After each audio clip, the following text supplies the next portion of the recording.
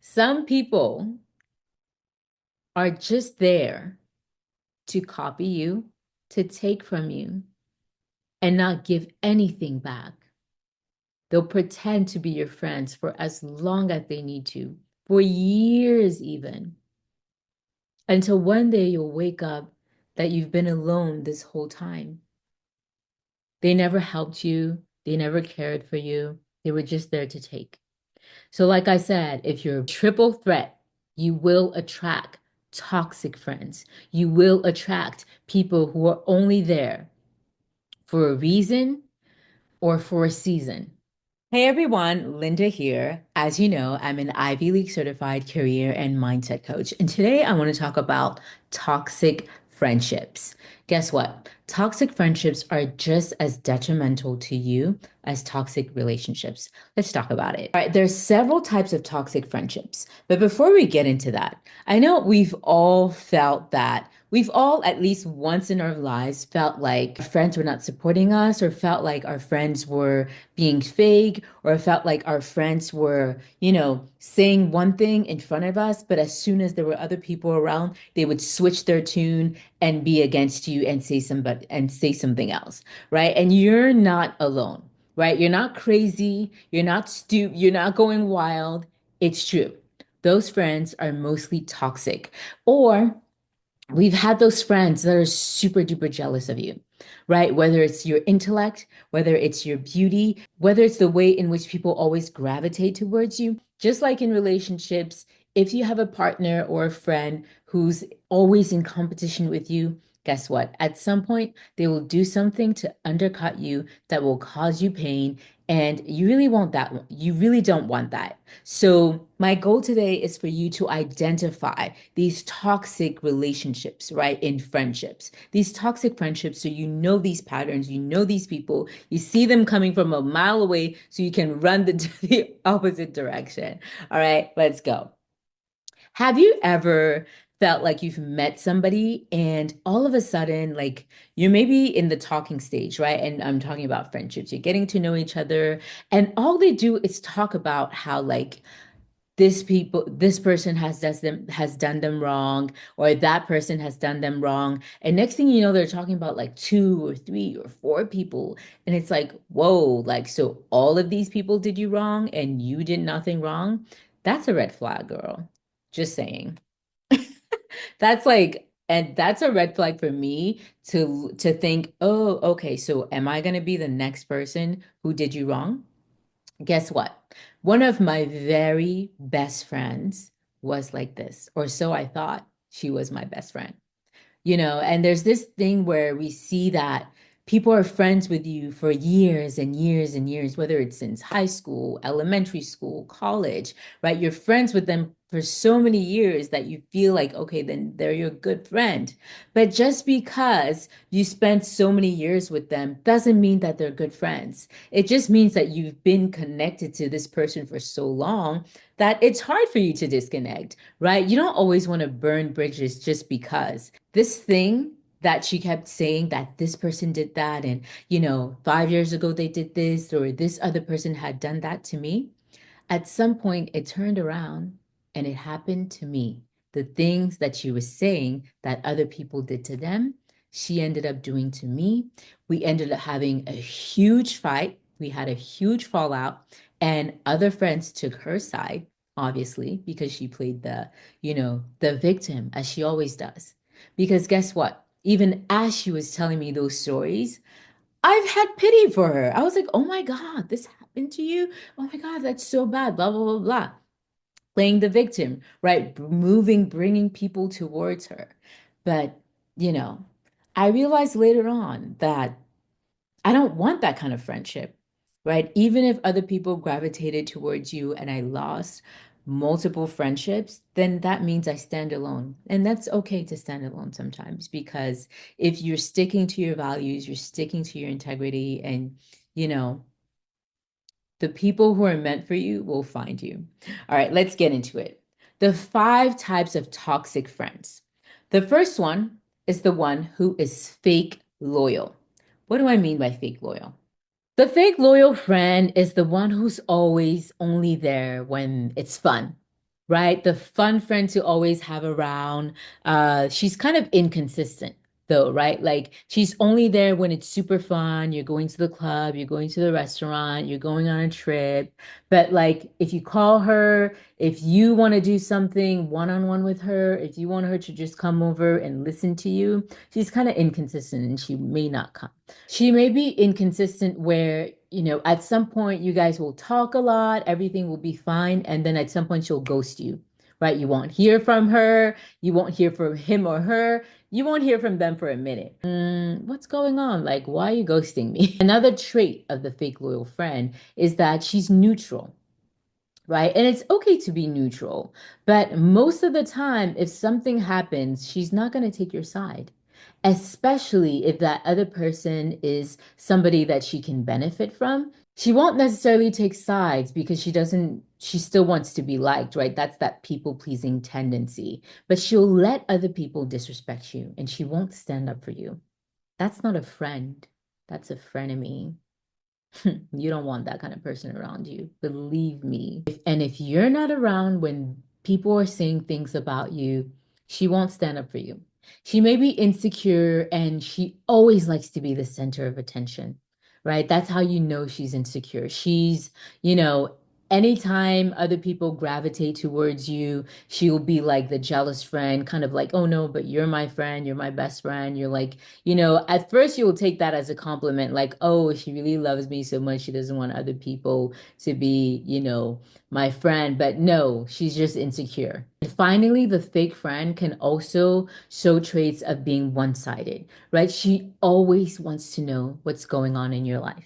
She wants to know what's happening with you. She wants to take as much information from you, but she'll give minimum information, minimal information. You won't really know much about her, right? So it's kind of like one-sided. And those are all traits of a fake friend. So if you have a friend that has one or more of those traits, ooh, your friend might be fake. Who knows? The next one is friends who use you.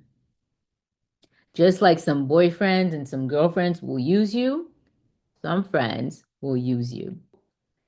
The friend who uses you has sort of like a social climber kind of aspect to them, right? They're only friends with you when, you're popular, when you have like either it's boys or other girls around you, or when you have access to things that they don't have. I really saw that in high school where a lot of the people who were friends with me in high school were friends with me because I was the popular girl, I was the pretty girl, I was the one that who was great in school, great in theater, right? So people gravitated naturally towards me. And I saw that and I saw that a lot of girls were only friends with me when they could benefit from that. And the friend who uses you can also end up being a copycat, right? They'll start copying the things you do, the way you dress, the way you do your hair, the way you do your makeup, maybe your signature nails. They'll start doing all of those little things and copy you,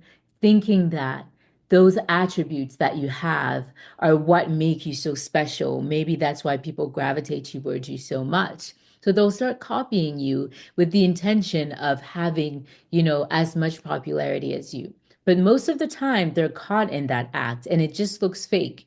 Knowing that we always talk about clothes and we always talk about, oh, what are you wearing to this party? And I'll tell you, and then all of a sudden you show up with a dress that looks exactly like a dress that, I have. And then, you want all of the attention and it's as if, oh no, I also knew that side. I also knew this, but hey, they're copying you. And it's okay. The greatest form of flattery is often imitation.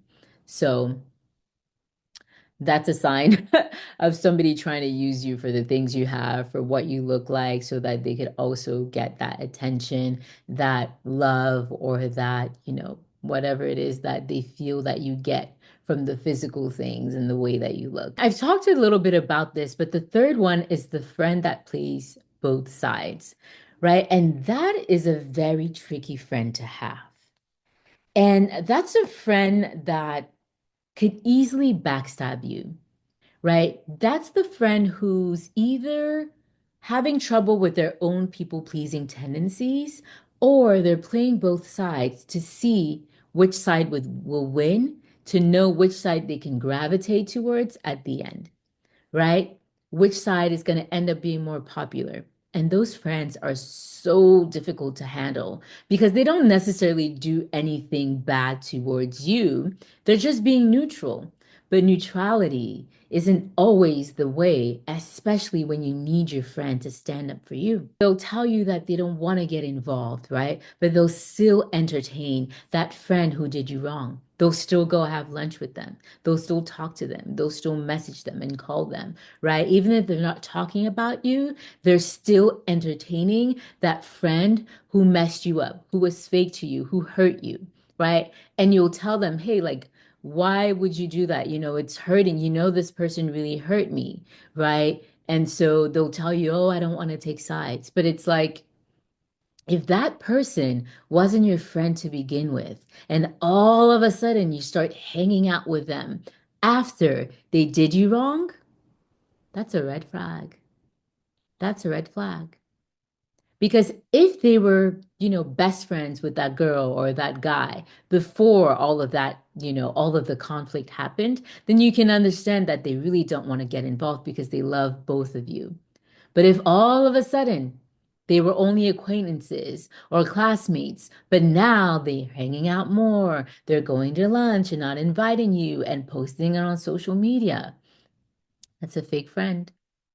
Be careful. The fourth type of friendship to avoid is the friend that drains you, right? And there's so many ways in which you can be drained by somebody, right? And I have my notes here. So there could be the energy vampires, right?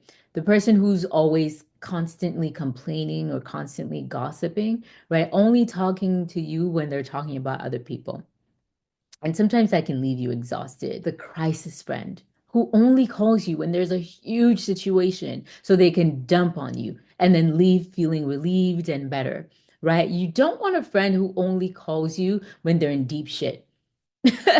Excuse my French, right? What about when it's nice and it's roses and they don't think about you? They go and enjoy with other people. But then when the things are bad, that's when they call you because they know that you're the great person and you'll lend an ear and you'll listen to them. But then you'll end up feeling drained. And the other type of friend that can drain you is the friend that is the victim friend, right? It's always somebody else's fault. It's never their fault. They don't take accountability. It's always, oh, they did this to me and she did this to me and all of that stuff, right? So it's never their fault. They'll never take accountability. And you really want to avoid people who are constantly taking from you. And at the end, it'll leave you feeling drained. And finally, the fifth kind of friend to avoid is the friend who's always using logic over emotions, meaning the friend who undermines your emotions. They'll tell you things like, "Oh, it's not that bad, you're overthinking it. Oh, just let it go, you're so sensitive." They might even make you question yourself, right? You'll tell them something happened to you and they'll be like, "Are you sure that happened? You may have misunderstood it."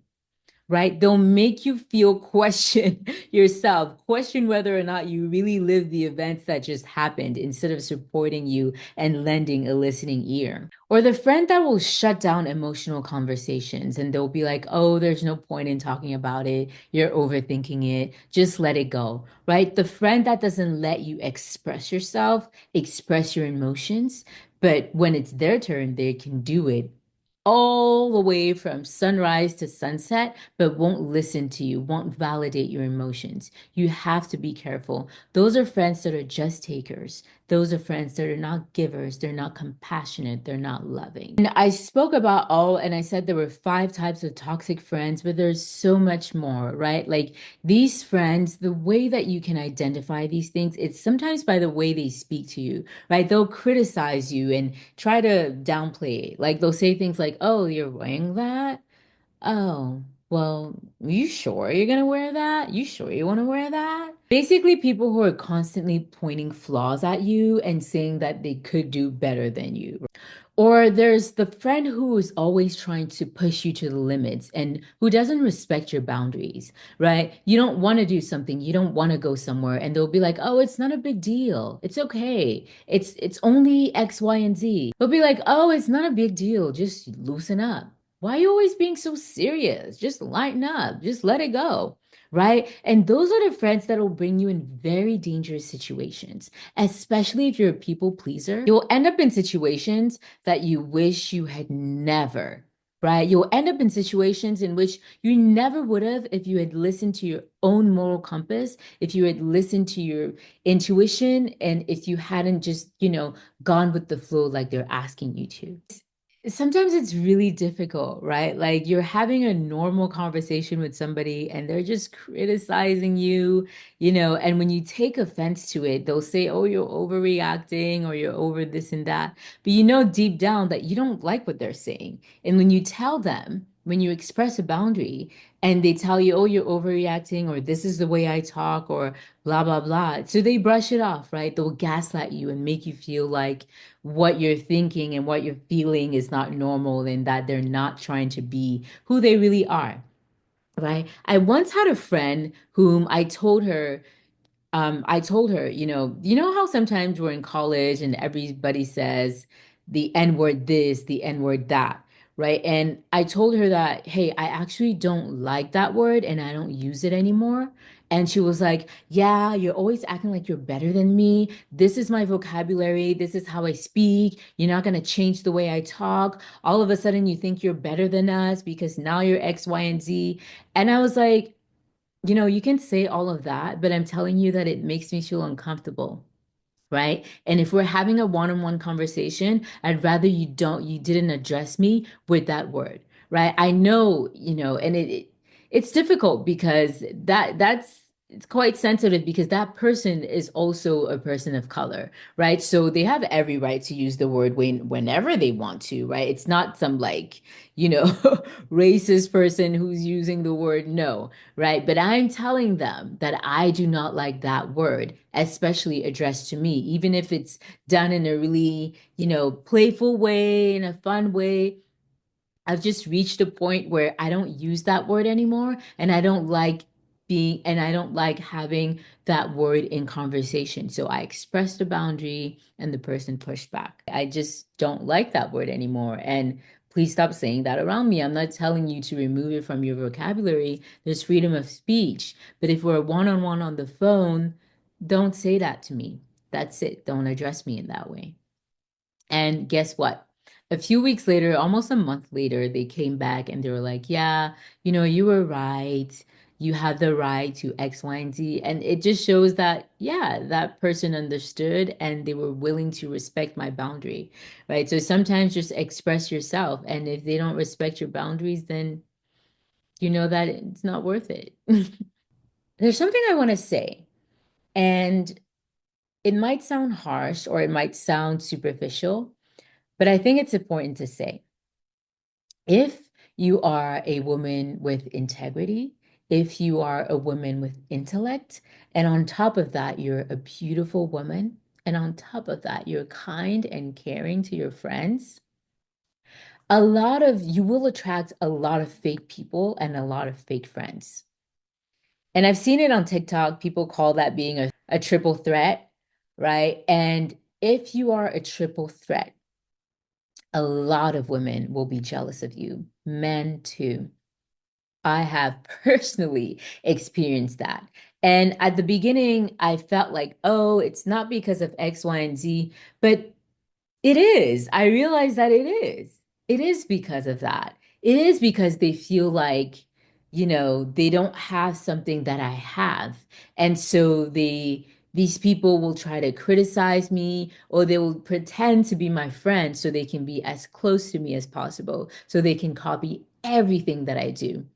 They will copy the jobs that I apply to, even the career that I have, the way that I do my hair, my makeup. They'll, where I buy my clothes or even the type of events or parties that I attend to or organize for myself with my friends.